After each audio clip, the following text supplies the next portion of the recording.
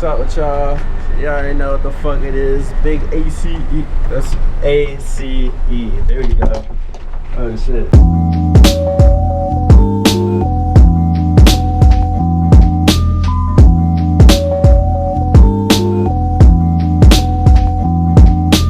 Yo, what they do? We are officially on episode 2 of the Man with the Mic podcast. And today I have my first guest, Ace Mateo. So, I don't know why I just started talking about that. Yo, how you feeling today, Ace? I'm chilling. I've been busy, but I'm chilling. How you feeling? I'm feeling great. Good. You know, a beautiful day outside and everything. How's music going, man? It's going good. I've been procrastinating, so not really that good. I was supposed to release stuff, and I'm really late with everything, but I'm gonna get out the way. My next song coming up is Nana, which should be dropping soon, featuring a girl named EYERIS. Beautiful singer. So I'm ready to get that out the way because I got some stuff I'm really excited about, but I gotta release in a specific way. I'm excited for it too. Like ever since you released the Man game, I'm like, yo, when you gonna put out something else? You know that's my song, right? I know you told me. That's my song. That's my song. Every day I'm listening to it on my way to work and everything. Like, I feel like you man. Like, you know, I'm thankful for that. I'm so thankful. I'm very thankful for that. You deserve all the love, man. Appreciate you. You're really talented, man, for real. Appreciate you. Oh man. So, what made you want to become an artist, Ace? Damn, just diving right into it, huh? No build up. I wanted to become an artist when I was younger. I wanted to sing. I'll say about like 10, 11. I used to write poetry. And the moment that it all my first poem I wrote was because my stepdad, at the time when I was living with my mom and stepdad in Florida, my stepdad was like, write a poem about fathers being in, their lives, in children's lives. Because my stepdad felt like he was a present father. So I wrote that, and it was a poem, and it sounded good to me. I enjoyed it, so I started trying to do it more.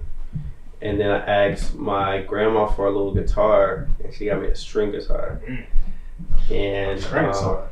So you real? I said string guitar. Man. All guitars got strings. A plastic string guitar. And it was like Cars, like the Disney show. And I was very pissed off because I said this small arm. I'm like, what the fuck I'm gonna do with this? I was a little kid, so I'm like, what the freak I'm gonna do with this? But I wrote a song to it called like North Star, and then after that, it worked. It sounded good in my head, and so I eventually tried to make music. And I was in and out with singing for a while. I was kind of ass at singing, so I would sometimes want to quit. But I was really good at writing. So eventually, when I started getting introduced to like rapping, that's when I'm like, you know what, fuck this singing shit. I don't need to switch my voice or perfect my voice. I can just rap. And you still need to work on your voice when you're rapping, but always. It's not. I still work on my voice now, even with this whole podcast. Yeah, I mean, you can't. Sometimes I don't even like my own voice. You can't be hosting a podcast sounding gay. Not saying that you sound gay, but I'm just saying, like, I mean, that's homophobic. We're gonna cut that. Okay? We're gonna cut that. We're going to cut that. This is 2024. I can't be saying shit like that. Oh God. But yeah. Okay. Before we get into the real questions, I gotta ask this one last question. How'd you come up with your name? Ace. Ace Mateo. It's an interesting name. I like it. I really do. So Ace is at the time when I came up with Ace, originally my name was JK. My rap name was JK. And I came up with Ace. It just sounded right to me. And I remember this is when I was trying to join a fraternity. Mm-hmm. And in this specific fraternity, I don't know if all fraternities did this. In this specific fraternity I was trying to join, the smallest member is the ace. It's the leader of the line, right? So you do a line every year. It sounds like you're doing fucking cocaine every year. You're with a class every year. You're with a specific class that you actually pledge with, and the smallest person is like the front, which is the ace, and the tallest person is the back. I don't remember what they're called off the top of my head, but the small person sometimes is a leader. Like at that time, the person that was already in the fraternity who was the ace. He came off with this really leadership personality. So that automatically just drew me towards Ace. I'm very a big fan of Luck. Cards and stuff. Originally, Joker was my favorite card, but Ace of Hearts eventually added on to it. So it all kind of, there's so many reasons for that. And Mateo, I knew I wanted something. I knew I wanted a full name. I knew I wanted a first name and a last name with it. Mateo came.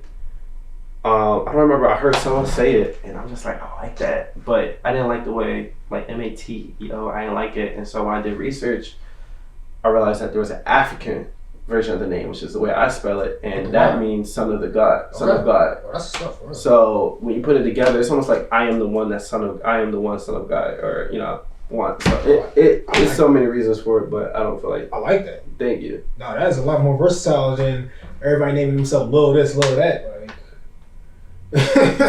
no disrespect to y'all. All right, y'all keep doing y'all thing out here. Okay, now let's get into the real deep diving questions. So, growing up, what artists did you listen to the most? Growing up, 50 Cent. 50 Cent? 50 Cent. I had an Eminem phase, but 50 Cent definitely was that person that stuck on with me since I was young until I got older. And the same as with Kanye West. I loved Kanye West. Shout out to you. Little bits of Jay-Z. Mm-hmm. I used to want to be lyrical, so Nas. There was a time period Nas. Actually, one person that influenced me to become an artist who started off as a kid, his name is Stro.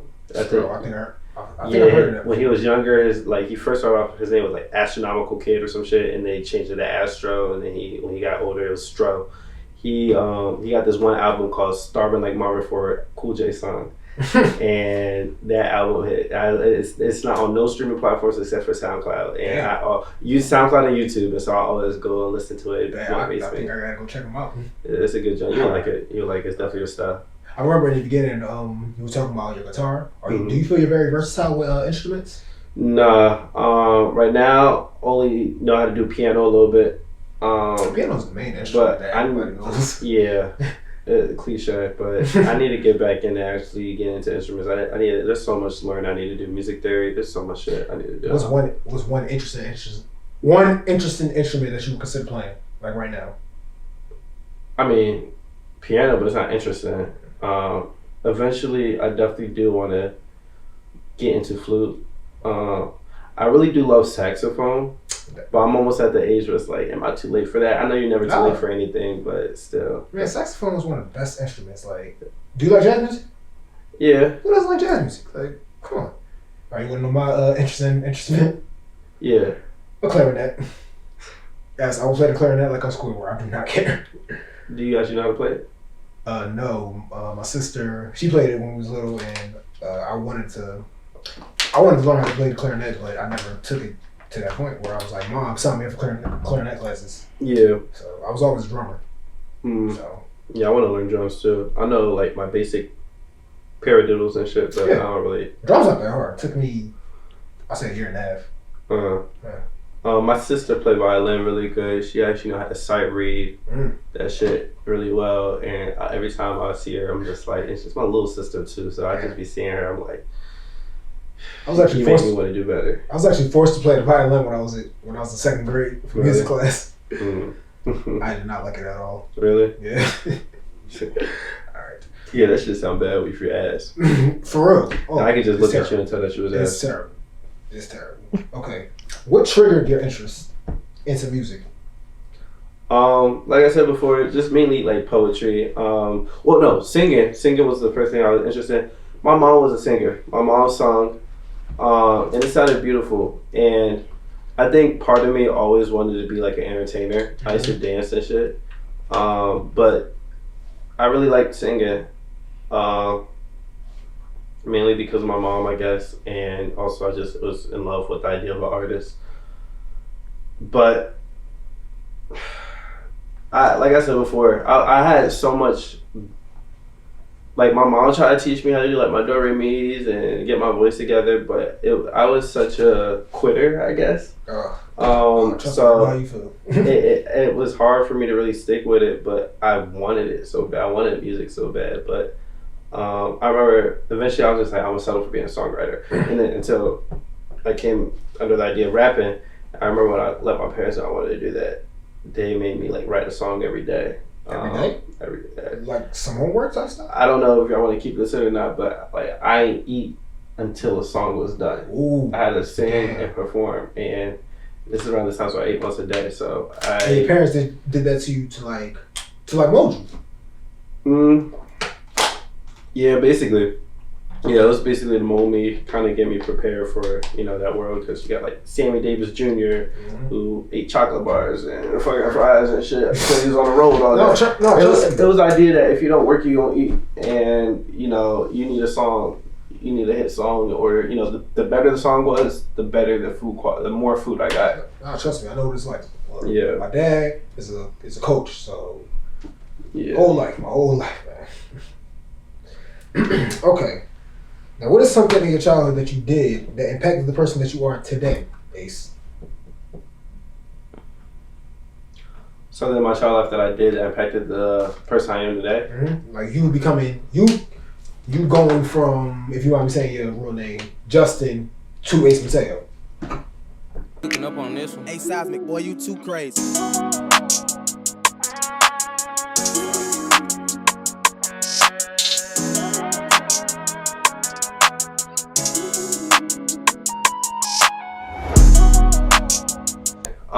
Something I did as a kid, I feel like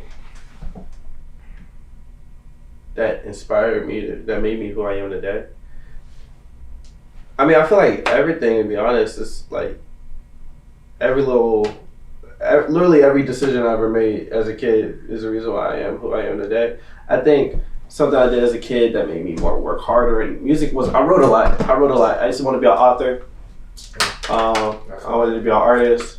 I wrote a lot. So even though I'm not good at actually strategic writing, well, not strategic, but grammar or correctly writing essays and shit like that, creatively writing, I'm really good. Creative writing. I daydreamed a lot as a kid. Okay. I daydreamed a lot as a kid. Join the party, man. I had a strong imagination, so imagination just runs like, flows like water. Yeah. And because I was so isolated, it allowed me to kind of force myself to challenge my thoughts because I didn't really get a lot of inspiration from outside things. Okay. So I think that kind of heightened my creativity today. It forced me to want to be different. And I don't really strive that hard right now, but definitely over time, like once I get money and shit, I know exactly what I'm gonna do just to kind of, when I see niggas do the cliche thing, I'm like, oh my god. I thought I was the only person who thought that. Right? Yeah, I'm gonna give you a big example right now and then we can move on. Okay. I was performing. Every time I perform somewhere, like open mics and shit. I've been to. I hear the niggas say, anytime you perform, crowd participation is like the biggest thing. It's the biggest thing. Crowd participation is very important. And so what a lot of niggas do is cheat. Is you're, you know, how y'all feeling tonight? You're good. Right. It's getting cliched up. And everybody, the last one I went to was at this joint called Spit Philly, and they had an open mic, and every artist almost went up there and said, "Yo, you're," or vibe check, whatever, and everybody said, "You're." I do something similar, but not the same. With the man again, whenever I say, I tell them, when I say I feel like the man again, I need y'all to say bitch. I feel like the man again, bitch. And niggas do something similar to it, but what they do is they have them do it in the beginning, and then that's it, or sometimes it's once in the chorus. I do it 3 or 4 times throughout the song and the chorus, so they get it. And it comes to a point where even at the end of the night, I go up to somebody, I go, I feel like the man again, they already know to say bitch. Bitch, right. It's awesome. I love it. And that's just one of the examples of me seeing something that's cliche and like, I don't want to be part of that.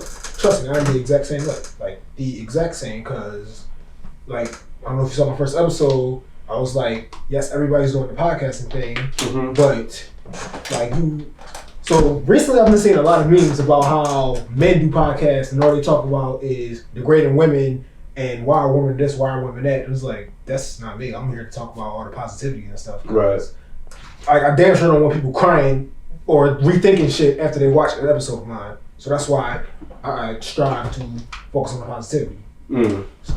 That's good. That's good. Yeah. That's what we need more. Like what you just said about you, like not trying to be cliche with, you know, saying Europe and all this and that. Because I've been, like I said, I've been to a few open mics. I've seen you perform open mic. It was like, yes, he does come different. Thank you. Right. Okay.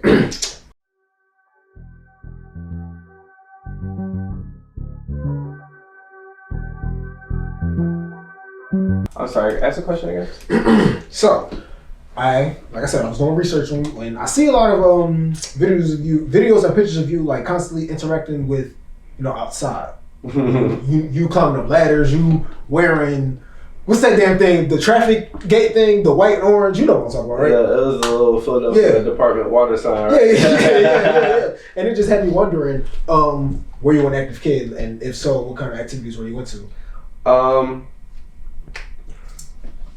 I wasn't that active as a kid.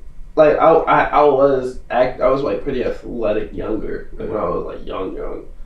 But I was like really in a bubble kind of growing up. So I didn't really go outside that much. So because of that, I didn't really get that active. But I have a very active personality, I would say. So it kind of got channeled in other ways, and then as I got older and actually got outside, it still kind of come through in vibrant waves here and there. I dare to be different. I'm not afraid. I'm not afraid to be expressive. I'm not afraid to do shit that's, you know, funny. That's dumb. I'm not afraid to do shit that's dumb if it's funny to me. Hey, confidence is always the best thing. Listen. And actually, my best friend kind of allowed that to kind of get brought out of me more. My best friend, Captain Cucci, he allowed my energy. He allowed me to accept my extroverted energy a little bit more. I was heavily introverted. Right, because I know the kind of vibe that he brings in, not just by his music, but yeah. So I've been trying bird, so I had to piss on that bitch. Oh shit! That dramatic ass laugh. Nigga told me. Oh god! All right. Now we're gonna get more into like your inspiration into becoming a rapper, and becoming Ace Mateo. What are the key factors that sparked your interest into music? What are the key factors that sparked my interest? Matter of fact, let's name 3 key factors that sparked your music. Oh, that kind of made me interested in doing music? Yeah.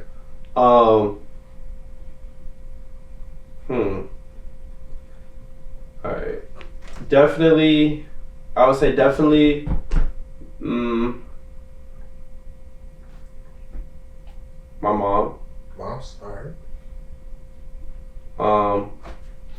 Poetry. Okay. And I think just being the idea of being an entertainer. Like I used to like to entertain. I used to be a dancer. I used to dance a lot. And I remember there was a point of time where I'm like, oh shit, I could dance to my own music. I could try to make music and shit like that. And so that kind of also made me interested in doing music as well. And that's interesting because, you know, there's a lot of artists out here that claim they listen to their own music. Yeah. I'm one of those most of the time. Damn. After I finish the song, I'm tired of it. And like The Man Again, I don't listen to that shit on my own no more. Damn, for real? Not really. Unless I have to, or unless it's like I'm in a mood for it, then yeah.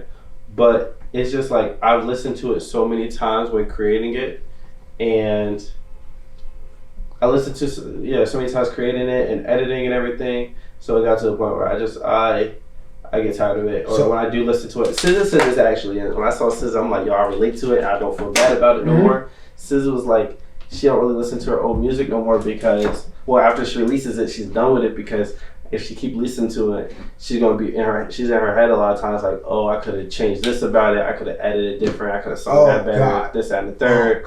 And that's truth as an artist. Like as an artist, we are our worst critics sometimes. So listening back to shit a lot of times, most of the time, on regular day-to-day basis, it's like, oh, I could change that. Oh, I could make this sound different. Oh, you know what I mean? Like The Man Again with Bitch. It's something so small. My second chorus,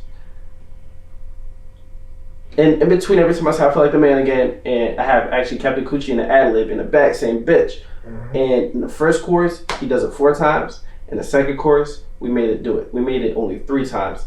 And that shit fucking bothers me even when I listen to it. Shit. No one else fucking notices it. No one else knows. Oh. But when I listen to that shit, I'm like, it would have been so much better if I just had that extra bitch there. It don't fucking matter. But because I know the concept of the song and everything, I know that it eats me up. But sometimes I do listen to my music, and it sometimes does get to the point where it helps me because a lot of times I am in my head. I'm gonna say this real quick, and then okay. I am in my head a lot as an artist, and I sometimes feel like a lot of pressure, especially when I talk to my dad. Sometimes I talk to my dad, and it makes me feel like, damn, I suck. But when I listen to all my old music, or when I listen to music that I recently made and just see the growth, it makes me appreciate my songs a lot more. And it makes me, or even when I listen to other artists that's at my level and then listen to my shit, it makes me appreciate my shit a lot more because it's like, all right, this is where I've grown to and I love it. Or like, I'm getting so much better at this, that, and a third. And it makes me realize what's my strengths and what I want to highlight upon. Oh, no, you were saying that, like, because I go through the same thing. Mm-hmm. Like, I was rewatching my trailer, I was rewatching my first episode, and it was like, oh, I could have done this better. But in the day, I realized, okay, it's already out to the world, so that just means go harder next time. Right. Like my first episode, it made me want to go harder. Yeah, on this that's episode. what it's supposed to. Yeah, that's what it's supposed to do. But yeah, what else was I about to say? So on your daily playlist, you have none of your own music. Damn. I need to add the Mannequin. Actually, I lied. I think I added the Mannequin under my motivation playlist, but that playlist has like 100-some songs, and it's at the very end, and I never get to the very end of it. Oh. I need to add the Mannequin to my party playlist though. I ain't gonna lie, that could work for a fire ass party song. Yeah. Like, yeah. I ain't gonna lie, I already came up with a little dance for it. Like. Not gonna show you right now. Do that shit. No, I ain't showing it today. Maybe some other time. We gotta get you to do that. Okay, next question. Okay, 3 people you looked up to as far as you going into music, like artists, somebody around you, like anybody. Kanye West, definitely. Like I said, shout out East, yo. When I first started off, I would search up a lot of Kanye West type beats. Mm-hmm. It made me look for specific, even though I don't look for those type of beats a lot no more, it made me search for not simple instrumentals. Right. Because I feel, honestly I do feel Kanye has a different, for his time era, I feel like he always came different. That's why he's in my top 5. Right. Yeah. He definitely did. Definitely future thinker. I don't know how I feel about this Vultures album. I heard a few leaked songs. Yeah. But and then Tory Lanez. Sorry. Man with a lot of fucking trouble. Oh God. We're not gonna get into that. I don't know. I haven't listened to him that much lately. Especially after the shooting that happened. But growing up, I feel like that shouldn't be held against him, like as far as his music. I don't know, but definitely, he had a huge impact on me taking music serious. Okay. When I started writing music, I never really listened to him that much until like 2019, 2020, and I say that's around the time he was like. It's around the same time that the shooting happened. Okay. And it came to the point where even after the shot happened, I still was listening to him because I didn't really know the nigga that much and I didn't really make the connection. But I remember I saw an Instagram post of him saying, niggas care more about the melody than they do about the lyrics. The first thing they listen to is the melody, then the lyrics. If the melody's not catchy enough, the lyrics are not always going to stick on. Shit. The melody makes the lyrics memorable. Sometimes you got banger ass lyrics, but after a while, unless it hit hard as shit, it's forgettable. Yeah. The melody, you can listen to a melody, have that shit stuck in your head and it has no fucking words in it, right? There's a fucking Rosalia song that be sung like da da da da da da da da. And all you know is melody. Y'all know that shit? Right. All you know is yeah, right. I get what you're saying. All you know is the melody. Like you can't remember the song. Yeah, yo, I go through that shit every day. It's a Spanish song, so I don't know the fucking words. But that shit like I go through that shit every day. I be thinking of music that I listened to like 10 years ago, and all I can remember is the melody. I can't remember the fucking melody. The melody is most memorable, so it made me care more about my flow, my cadence. And I had a basic ass cadence at first, but after listening to him, I was like, yo, I need to be creative with my actual flow. Before you get into your last person, one thing like about Tory Lanez, that nigga can rap for real. Like, rap, I always seen him as a singer, like especially when I first started listening to him, or when I was around 12. Yeah, I did not know he could rap for real. That nigga's a fucking rapper. He can rap. Even when he did the remix that was, not the remix, the freestyle of She Make It Clap. And that was all over TikTok. That was cool. Yeah, it was cool. It was cute, but it's funk flex shit. This one line I was just thinking, it was stuck in my head last week. This nigga said, cause I had a little like, I don't know if it was actually a mink. I never knew what mink was, but everybody was calling it mink. Oh, what? He was like this. Yeah, this nigga said, "Don't you know I sing songs with a mink on and have bitches dripping through their thongs like the sing song?" Yo, Tory. Yo. But Tory, Kanye. The third for now, I would say 50 Cent. 50 Cent had a big impact on me wanting to rap in the first place. 50 Cent got this sound to him. It's like it's a vibe, and that was what New York. It's a vibe that New York had in itself. Right. But it feels like it's a movement. It feels like it's supposed to be a fucking movement. It feels like it's the ambience, right? You hear New York City when you listen to 50 Cent. Right. Look, when you think of 50 Cent, you automatically think New York. Yeah. Like not okay. Yeah. Where everybody thinks of 50 Cent, they think of course, his #1 hit in the club, or you just think New York City in general, Southside of Queens. Yeah. And that shit, you know what I'm saying?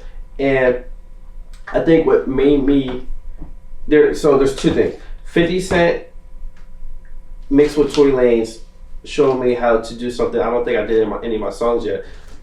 But with Tory Lanez, it's you don't have to keep the same flow the whole verse. Break it up, spin it around, do whatever the fuck you want. 50 Cent sometimes speaks like it's almost like he's talking when he rap. It's literally he's talking to you. It's not just a quick rap. Mm-hmm. He's talking. So I'm like, okay, I can break flows, do flows and shit, and then I can actually say my shit. I can talk, and then boom. So that's some different shit. That and then not only that, but it like I said before, it's the overall ambience. It's like it feels important. It feels like yo, pay attention. Him mixed with like a DJ like Whoop Kid or Flex. No, not Flex.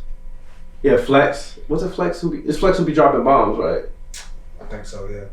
I'm supposed to know my music, like.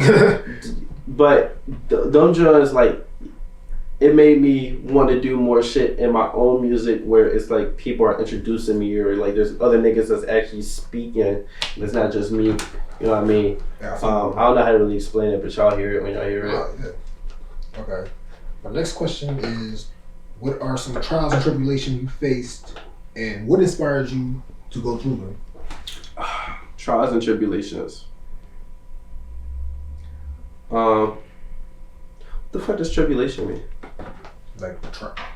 No, I feel like tribulation is like tribute, like you did something good. Okay. I don't know why. Trials is like basically. I know what trial is. Yeah. I know what trials and tribulation mean. I just want to know what tribulation mean. I don't fucking about it right now. But trials and tribulations that I faced were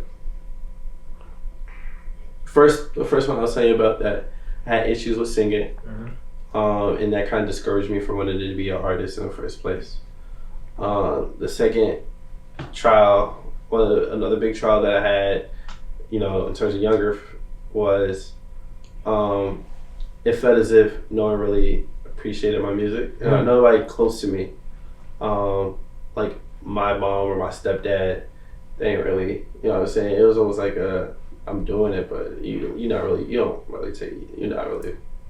think you're good, but you're not really that good. Yeah. And then as a kid in Philly, I kind of felt that same way with my personal dad. Like with my actual biological dad, it felt like he was kind of doing the same thing.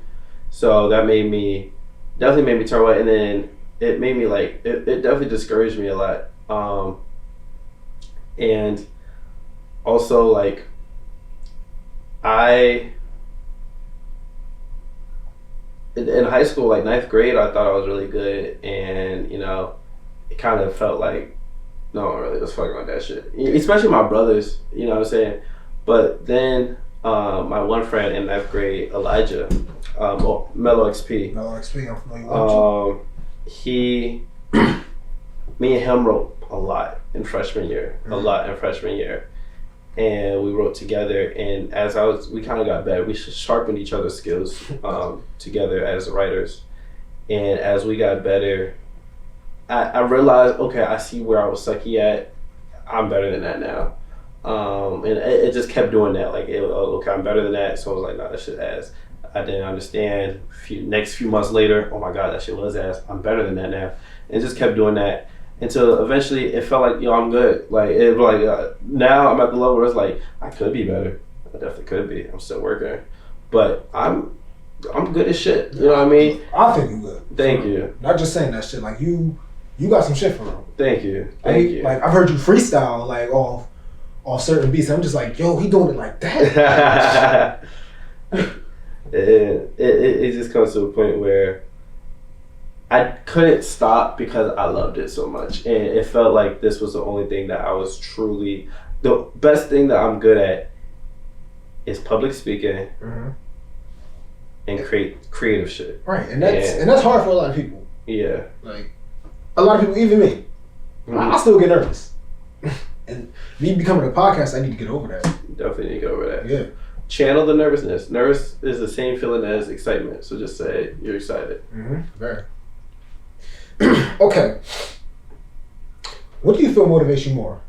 Past memories or future goals and like what you're heading towards?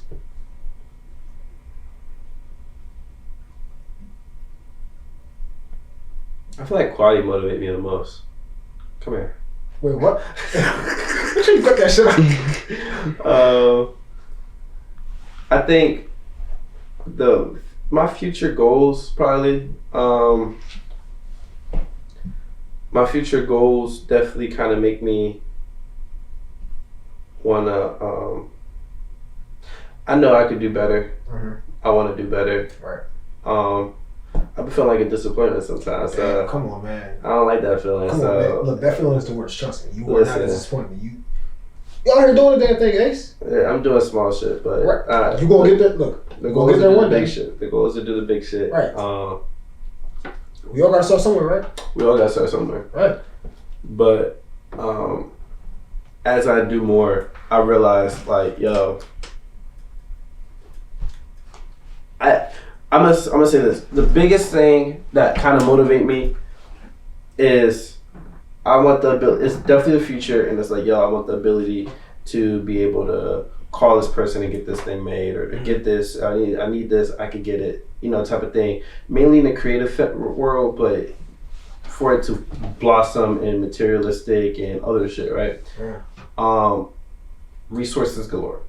And what motivates me and makes me feel like, yo, I'm getting close to that is like I really network so well, and I capture and build bridges really well.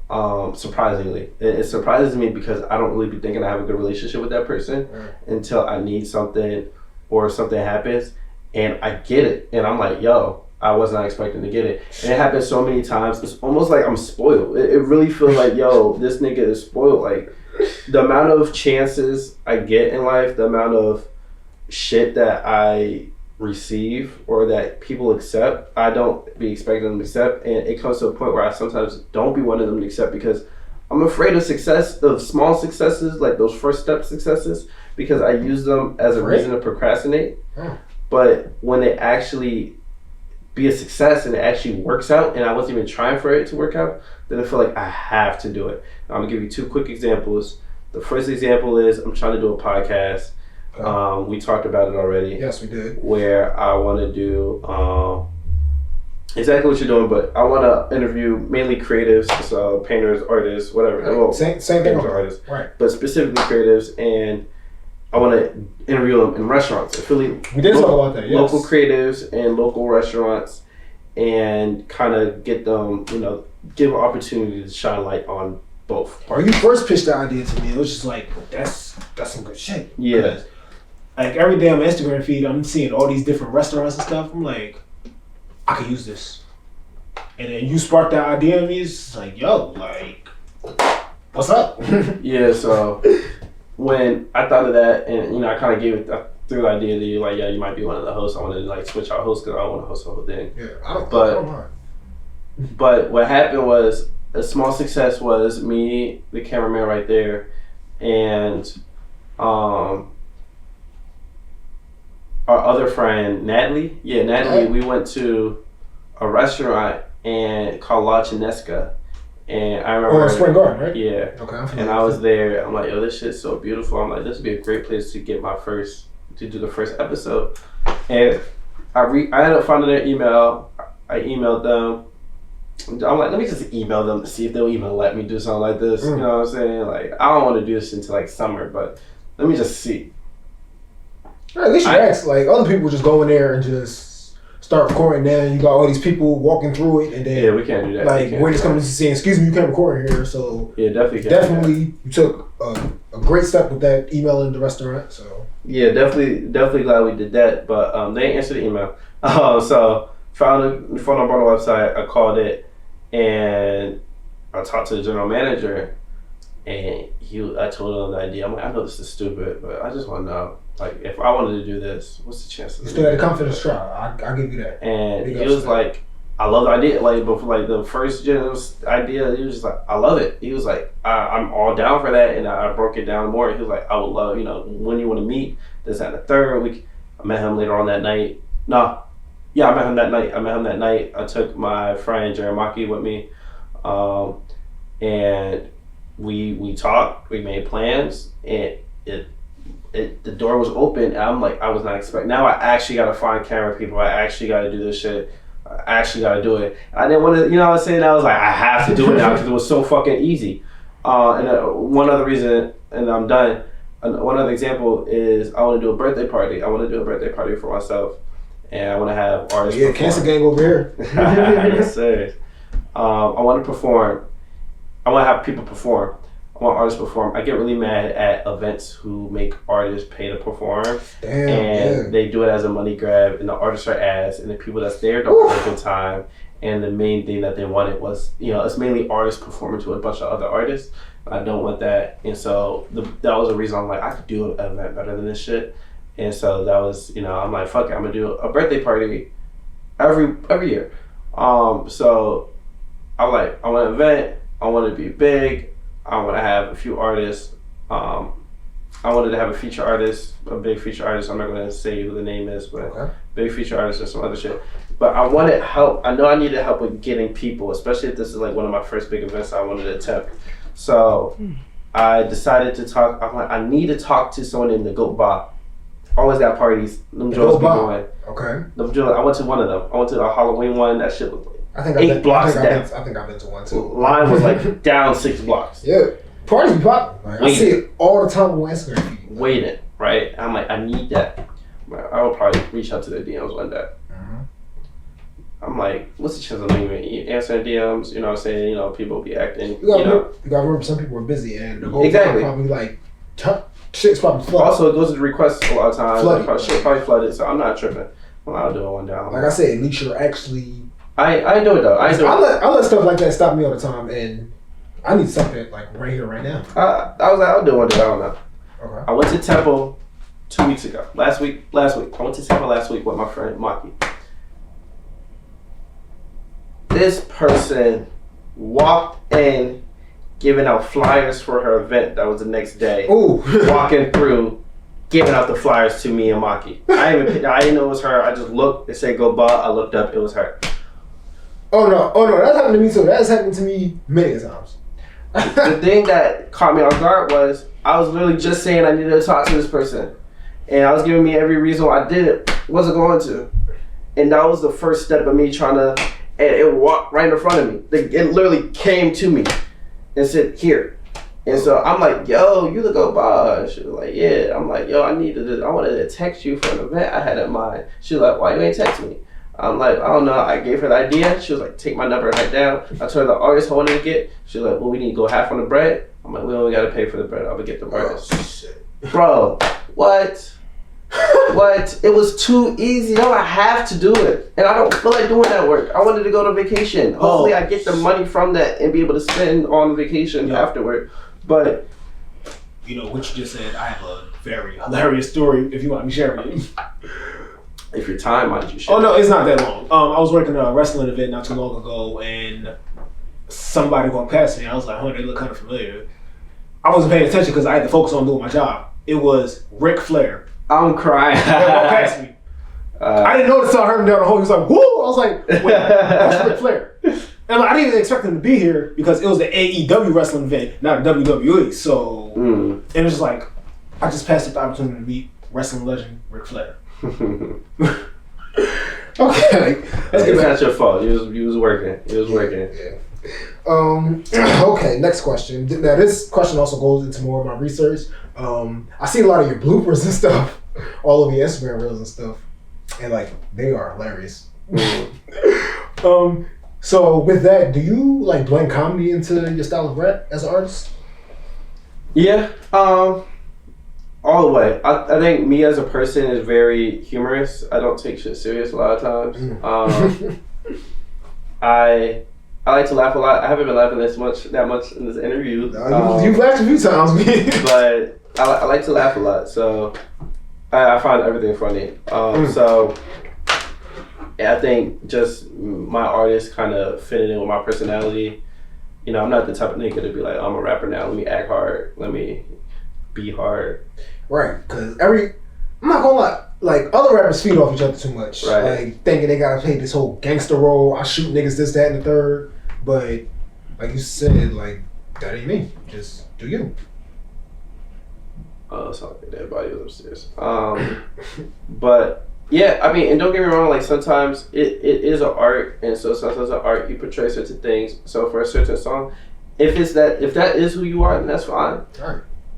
I'm that at certain moments. I get aggressive for certain reasons. It's not my whole personality. Right. Overall, I'm a funny person. I'm a funny individual. Right. Or I like to believe you can't be the hardest dude 24/7. Yeah. You like, know then nobody's gonna want fuck. Unless you take a Viagra every day. But I try to. That was funny. I try to be funny. I try to let my personality show and all of that. But sometimes, a lot of times, with people, it's sometimes easier to catch your attention if you're funny and if you're actually funny. If you're corny, it's harder unless you know that you're corny. Right. And you use it. I feel you. I purposely do corny shit. I purposely say corny shit. But the difference is, I know it's corny. I'm not saying it expecting them to laugh sometimes. So if they do laugh, it's like okay, cool. But if they don't, okay, tough crap. You know what I mean? I don't give a fuck because I know it's not funny. You don't try too hard to be funny. As long as I make myself laugh, you may or may not laugh. That's fine. Right. Some people find humor in so many different things. Like it's ridiculous. Okay. Now I saw you find this humorous? That was very funny. Now pick that shit up. I'm joking. Now you posted this quote on your Instagram page. We don't beg to sit at nobody's table. We build our own. What does that mean to you, Ace? It means like I already have my own thought of it, but I want to hear it from you. It means create your own circle. Like do what you need to do. Like I'm a big fan of if I can't get something, I'll do it myself, right?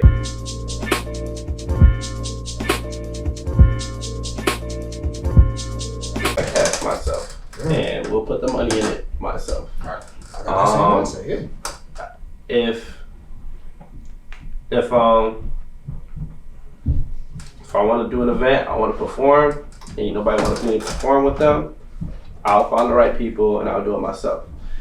If the hard thing is, I actually have to want to do it in order for me to do it. Okay. If I don't want to do it, I'm a bullshit it, and I'm just not going to actually get to it.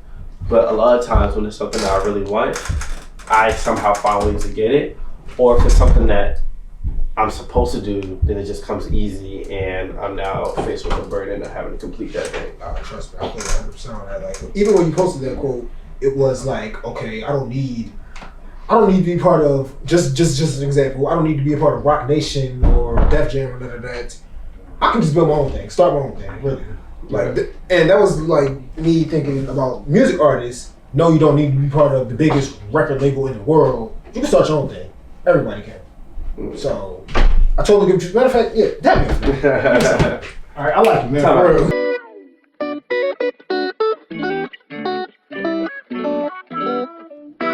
Okay, now we're gonna step into a whole nother category about you becoming Ace Mateo and opportunities that you have presented yourself with.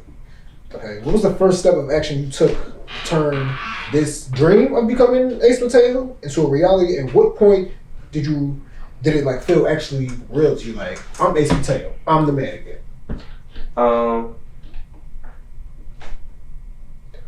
I think it felt the point where I actually started taking this shit serious and like, I want to do this is when I was in school. I was in college. In high school, it was definitely like that, but I didn't have the confidence. The confidence mainly came when I was in college, and I was like, yo, this is really something I want to do. I wasn't really messing with school at the moment. And it felt like I was getting what I wanted or what I felt like I needed. And it felt like, you know, creative shit was working out for me. And I realized I could put things together. So that's when I really started taking things serious. The moment where I'm like, yeah, I got this, I think was I recorded this one song that's not released yet, but it will release, called Don't Try to Test. Sounds like an interesting title. Recorded on BandLab. That was a BandLab phase in college. But I recorded that, and it sounded so good. And it was my friend from Canada. He sung on it. Yeah, he sung on it, and it was talk about Kanye influence, but it was just like, so that was just like, I could do something. I was like, this is the one. This is what I could do. And then I came home from college. The song was too good. I felt as if the song was so good, I would be a fucking idiot if I posted the song as Ace Mateo with 0 songs up. So that's why I have not released it yet, because I felt as if I needed to put 3 songs in front of that, because the song just felt like it was too good, and that was my baby.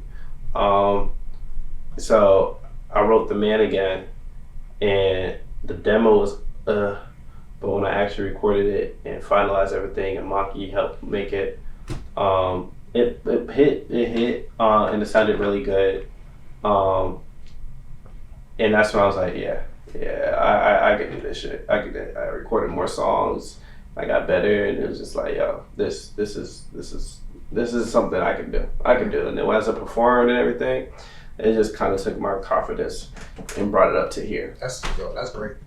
That's really great, because you got some people that will release a song and just be like, oh, nobody's fucking with it, I'm done, I'm not doing rap no more. Yeah. I'm like, every time you do something, like, learn from it. Everything is a lesson. Go harder the next time. That is true. And go even harder times 10 the 10th time. Just keep going. Yeah. Keep going, yo. Keep going, yeah. A lot of times I stop myself though. I hold myself back, and I think a lot of us do. Yeah, too much sometimes. I'm lazy. I work a lot, but I don't work effectively. I do.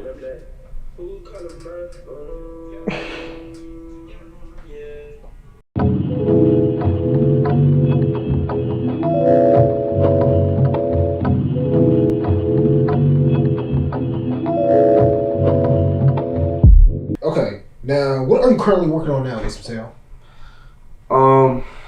Right now I'm working on finishing the Nana. Well, everything's finished. I just gotta submit it to distribution. Still haven't done that. Need to get out of the way. It's a cute little love song. And then Love and Don't Try to Test is after that. I just re-recorded the first verse. I need to Don't Try Test is basically done. I just gotta edit it and then make this small little record change, switch out. Love Me Now is next. Beautiful song.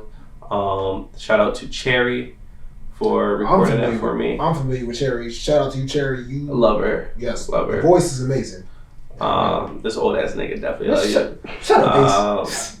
And then my fifth song. I'm trying to figure out what my fifth song is going to be. I have an idea.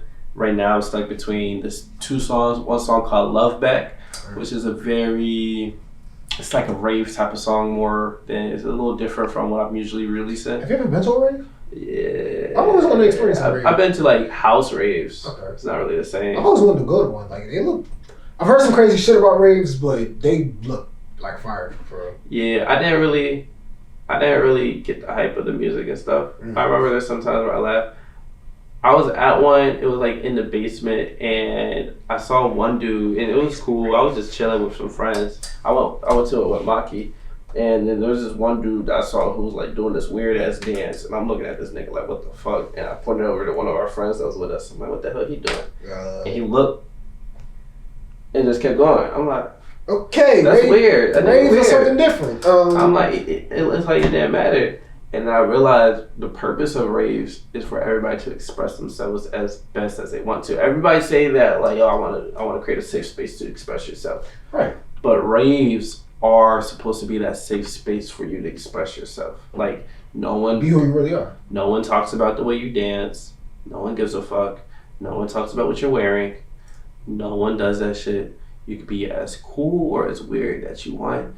And no one gives a fuck. You do what you feel like you need to do through that music. However the music leads your body, you let your body do that. And that's cute. Honestly, I'd rather go to a rave than a regular party because every last party I've been to, nobody's doing nothing. Sitting back against the wall doing nothing. You got some people out on the dance floor, you just got niggas sitting back like, what, y'all too cool for this shit? Like I can't get with that anymore. So yeah, maybe I do go to a rave. I mean, one thing I would say, raves is mainly white people. So if you feel like if it's like a culture shock for you, it might be. But there definitely are going to be some things that us as black people are not going to be used to that I'm not used to seeing. Okay. Whether it's specific drugs that they do, I don't even mess with drugs. How they act, certain things that you're just gonna like, what the fuck. But you gotta go in there with an open mind and also understand that this is their culture and you're kind of you're peeking in, and this is something that our culture is not really used to. And that's vice versa too. So yeah. So yeah. Okay. Now one of your reels on your Instagram is a reel of you performing out on the street. And what was going through my head, I was like, performing in the middle of the street, like nobody knows who he is, so you got people like literally pulling up to you, stopping to watch the performance. And that moment, what was going through your head? First I want to say that actually happened at this spot, Crown of Creations. Yeah, right outside of it. Lovely lady named Allie. Oh my God, a lovely lady named Allie. Basically, we doing events here or having people host our events here. A lot of times, she's kind of like not really the owner of the space, but she's in charge of the space. I did that shit right outside here, and it was really nice. And you guys should definitely check out Crown of Creations. But at that time, what was mainly going through my head was, oh shit, cool. Let me interact with them. So I just get a video. I don't know if I cropped it out in the video when it was posted or not. I didn't post that shit. My fucking social media manager did, but I did walk up to the car and interact. I try to make sure I interact with everybody as best as I can. A lot of times I get empty-minded when I performed, and I hate that shit. Like I'm very much in the moment, and I kind of forget like, yo, go interact over here, go do this, or specific things that I'll kind of want to do before I start performing. Sometimes I forget about it because I'm so like, like you said before, when you perform open mics, like how you interact with the crowd to become like, to not be like cliche. Yeah. Overall, it's just, let's be unique. Let's make them feel special and make them feel like they remember this. I remember one time I fell off the stage. That was fucking funny as hell. I never remember that shit. Look, it happens to the best of us. It was like that weird ass nigga. It happens to the best of us. At the last one I was at, I stood on top of the piano. I know this kind of mad. I remember you standing on a damn bar stool. Yeah, I think that's on my Instagram. Oh, at the other joint. Yeah. Okay. Now I want to get more into your future, like what you're leading towards, the road you're going down right now. Now, what do you plan to conquer in this career path? What do I plan to conquer in this career path? Yeah, like you got some people that'll say, I wanna make music, then start my own record label type stuff. I want to be the best artist in the world. I want to get Jay-Z type level type stuff. I want to get as much media as possible. I want to be able to create as much as I can. And I want to create as much cool stuff. My final goal in life, one of my things that's kind of like bucket list, but I need to do before I die kind of goal is I want to help with creating a musical. Musical? Yeah, I want to either help with writing it or that's something different. Music, the storyline, something, you know what I mean? So, but every media aspect that kind of builds up to that is kind of important. So from scripting to songwriting, like all that shit is stuff that I like to do, I enjoy, and I would definitely love to get my hands in. And overall be like a mass media, a multimedia creative. That's one of the things, yeah.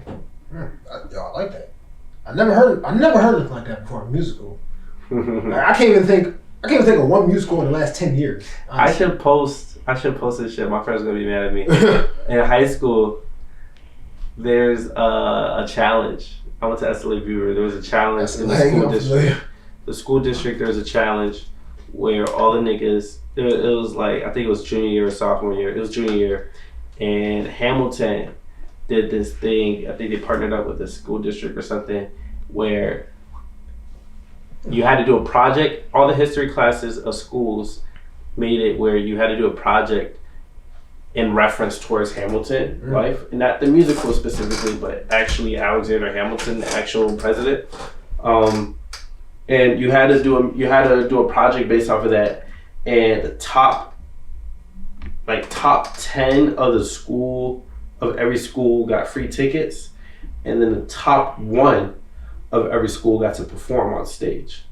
And the Hamilton cast, it wasn't the Broadway cast, but in front of the cast and in front of everybody. Okay.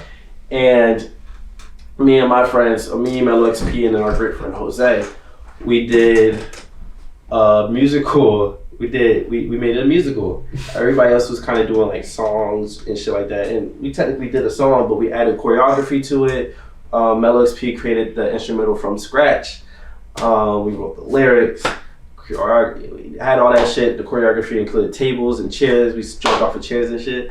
And that shit is so fucking cringy. God damn. Look, it's like that. I watch that everybody shit. Looks, I'd be disgusted. I'm pretty sure everybody has this thing that they go through where they look back at some old high school, middle school shit. And it's like, oh my god, like what the fuck was on? That shit was bad. Like, but it was good, and it was great that we put it together. We was the only people to really make a musical like that. Everybody did songs, or they did dance, right?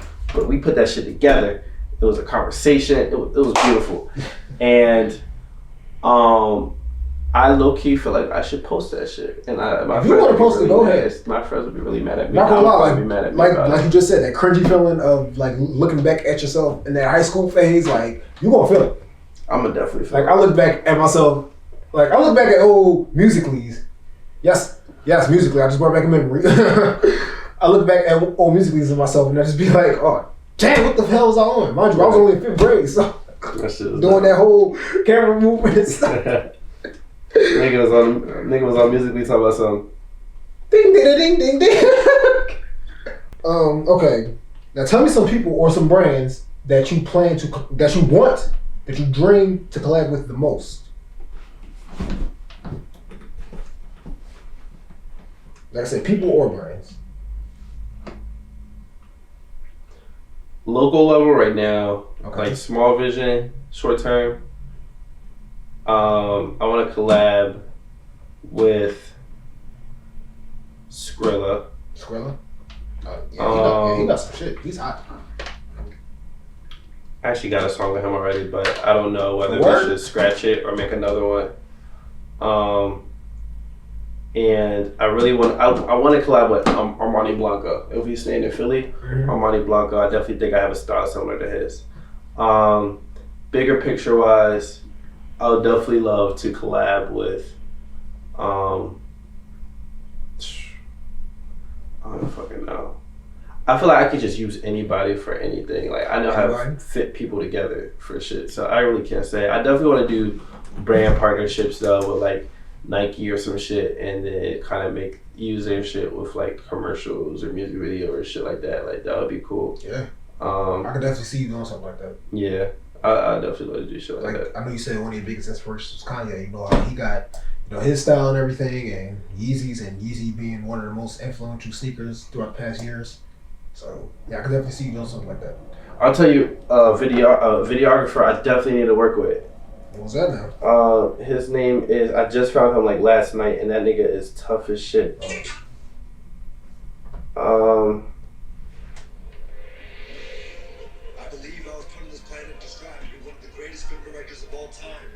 I think his name is Nagrooven. Nagrooven? On Instagram at Nagrooven. That nigga's tough as shit. I definitely need to work with him. Okay. Now, what challenges are you expecting to face, and how do you plan to overcome them?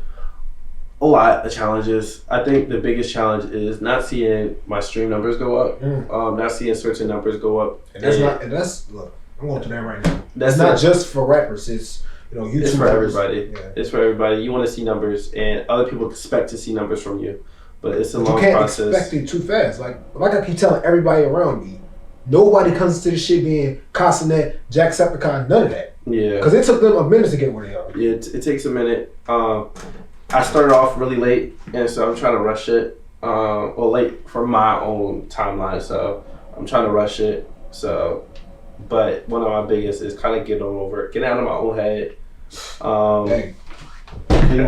Let's leave that. And creating, you know, a community, and trying to actually build a loyal fan base. Okay. All right, now this is the last question before we close things out. I want you to do something, okay? I want you to close your eyes right now. And I want you to imagine this conversation 10 years from now and tell me how you became this successful person. Use yourself and use past terms. So, yeah, Ace Mateo, you 10 years in the future from now, you are one of the top artists, not even just in the city, statewide. Not even statewide, worldwide. Go. I have killed my dog.